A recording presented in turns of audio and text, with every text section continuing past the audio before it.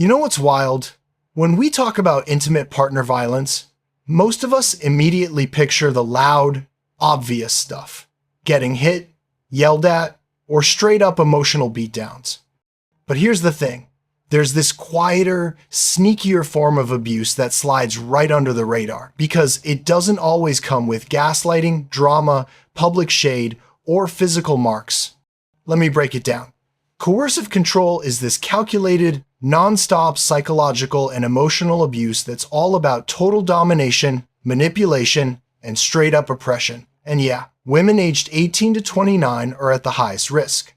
Other red flags? Lower education or income, traits linked to borderline personality stuff, being emotionally or financially dependent, low self-esteem, or a history of physical abuse. It's basically slowly turning up the heat on manipulation until it strips away your independence and your whole sense of who you are. This wild power imbalance exploits your mind and emotions in the most systematic way to completely mess you up. What makes it so dangerous is that people often don't even realize they're being controlled until their confidence, safety, and freedom are already wrecked. It loves showing up in those trauma-bonded relationships, the super toxic ones fueled by big-time narcissism, both running on that exhausting cycle of good vibes crashing into bad ones.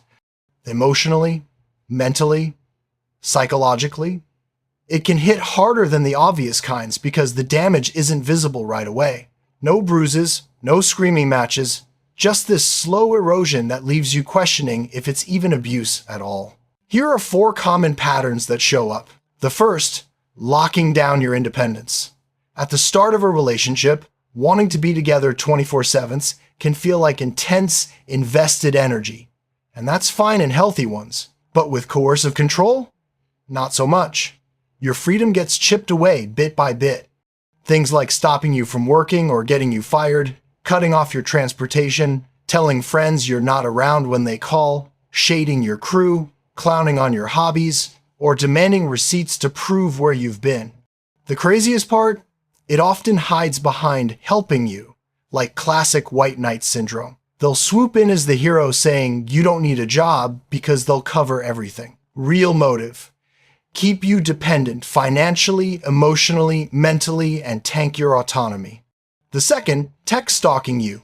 They might insist on home cameras for security or two-way systems to stay connected while they're out. Sounds protective, right? But the real drive is selfish, pure control.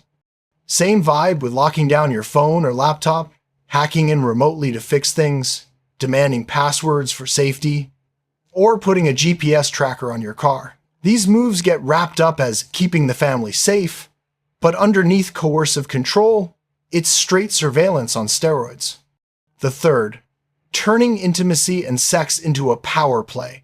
It might start small with suggestions about what to wear or try in the bedroom. Subtler stuff includes crossing your boundaries, pushing intimacy further than you're ready, or ignoring limits you already set.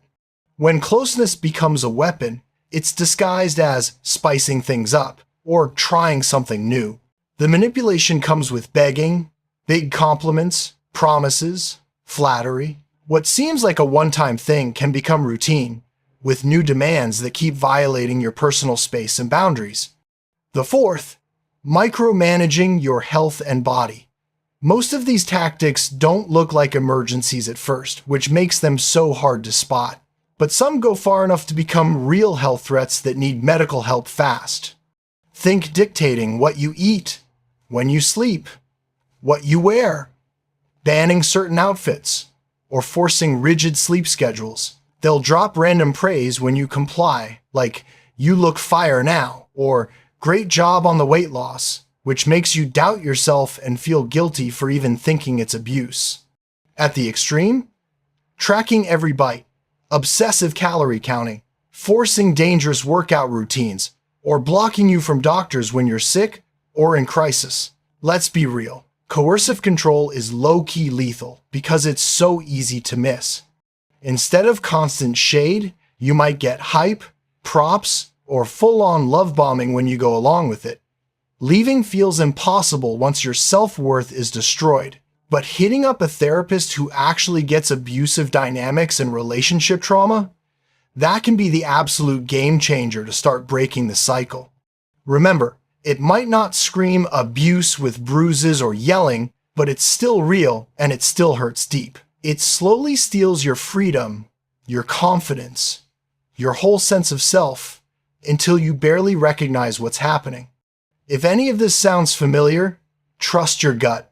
You're not crazy, you're not overreacting, and you're definitely not alone. You deserve to feel safe, respected, and free in a relationship. Full stop. Reaching out for help isn't weak, it's brave as hell.